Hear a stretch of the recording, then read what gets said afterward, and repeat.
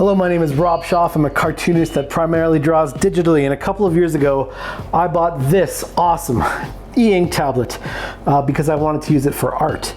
Well, I've been using it for a couple of years now, and I wanted to give you some updated thoughts on the ReMarkable2 for art. And by the way, this video isn't being sponsored at all. I'm just making this video because I love this tablet and I like making videos. So without further ado, revisiting art on the ReMarkable2 e-ink paper-like tablet.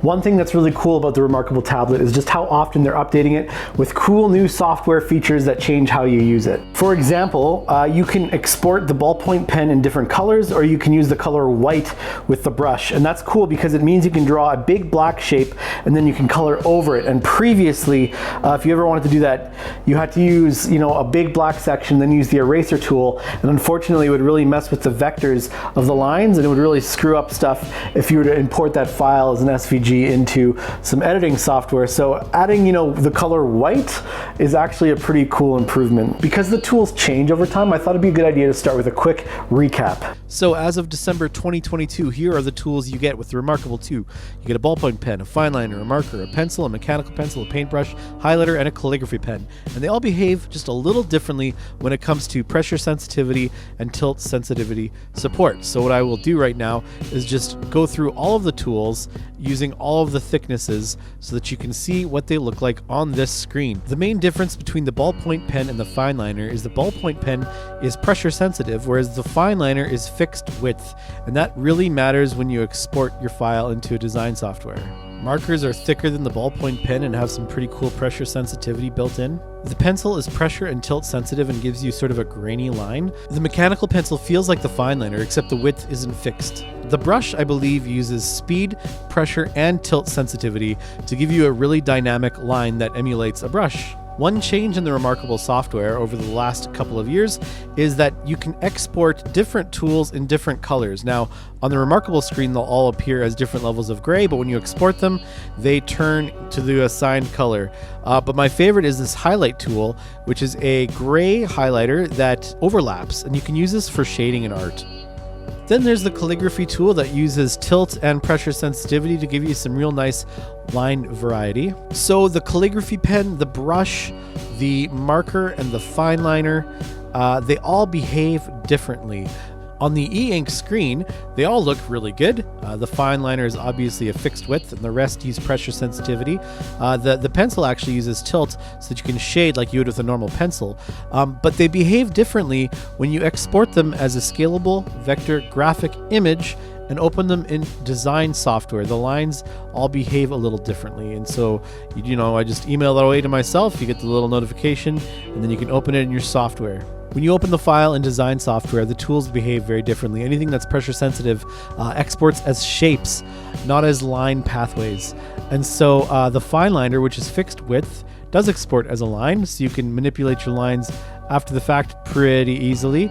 But actually changing a line in line art is really difficult in any of the tools that's pressure sensitive. The highlighter isn't pressure sensitive, and so you can move those lines around easily. But like calligraphy and all of the other ones, markers, pencils, pens, they are pressure sensitive. So there's our fine liner again.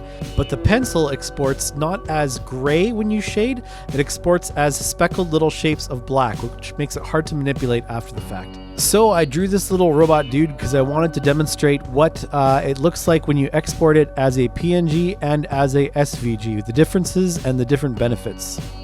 All right, here we have our SVG. You can see that the lines are very smoothed out and clean. And here we have the PNG, and you can see that the lines are pretty pixely and low resolution.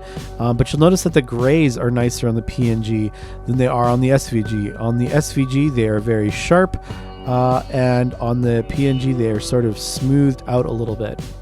Exporting as an SVG file gives you the option to manipulate your layers and your different strokes and your different shapes after the fact quite easily in design software. So I printed out these two, PNG and SVG, so you can see the differences.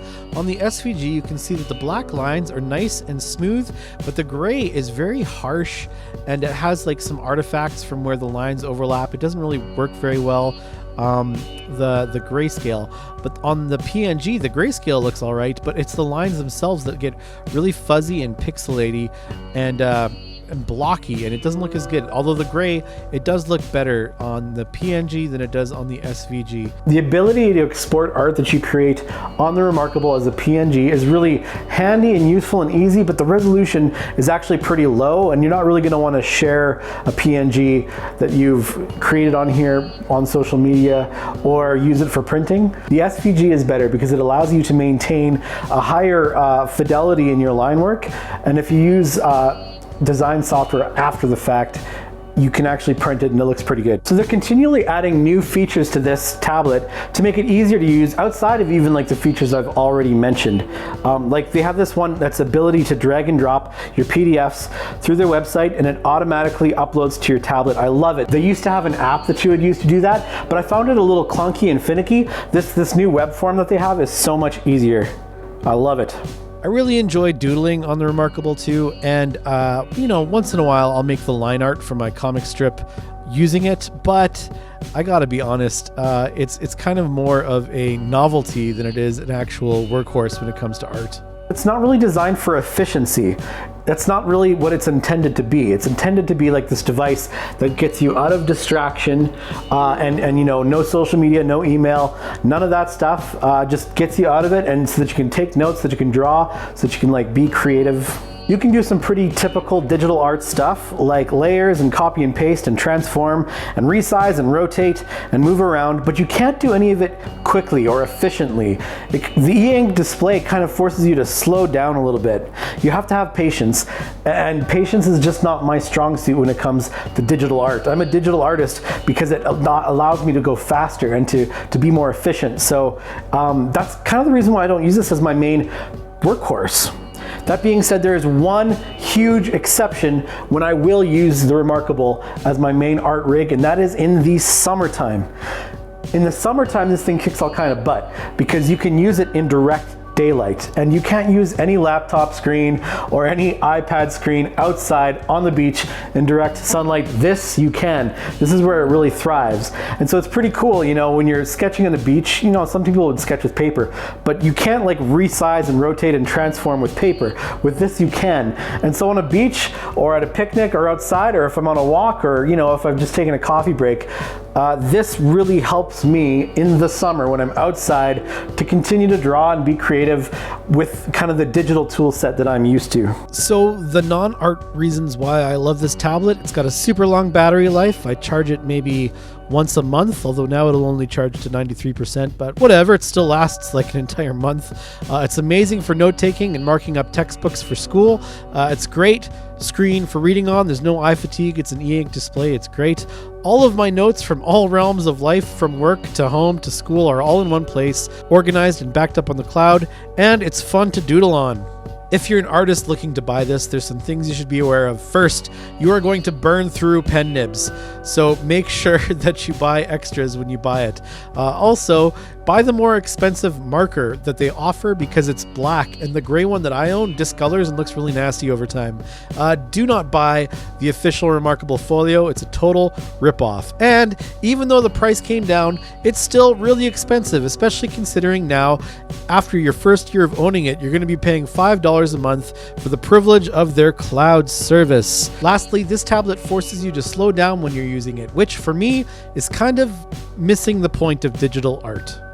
I bought it thinking that I'd be using it for creativity and for, you know, self-expression, but in reality I actually use it for like university classes, work, anytime that I need to take notes on something, anytime that I need to mark something up, anytime I find myself reaching for a sticky note, I basically use this instead. So I still make art on it, but I wouldn't say that I produce art on it. And so if you're looking for a heavy-hitting art production machine, this is not it. But if you're looking for a heavy-hitting productivity machine, this definitely is it. And I use it for kind of like for productivity. I don't really use it for art, although you know I'm an artist, so it's got a pen, and from time to time I'm gonna sketch on it. It's fun. Anyway, thanks so much for watching. I hope you found this video useful, and let me know if you have a ReMarkable and if you like it and how you use it. Thanks so much.